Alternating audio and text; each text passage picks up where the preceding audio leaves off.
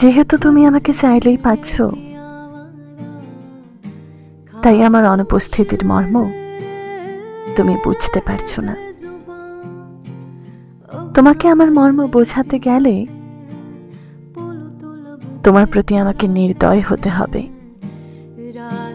এর ফলাফল তুমি চিন্তিত হবে, ভেঙে পড়বে। আমি তা চাই না। তাই তোমাকে আমার মর্ম বোঝাতেও পারি না। তবে তোমার বোঝা উচিত, কারণ তোমাকে ভালো দেখতে চাওয়া আমার অপরাধ নয়, যার শাস্তি হিসেবে ঠিকই তুমি আমাকে অবহেলা দিচ্ছ। তুমি আমাকে অবহেলা করতেই পারো, কিন্তু তার আগে তোমার প্রয়োজন নিজেকে শক্ত করা।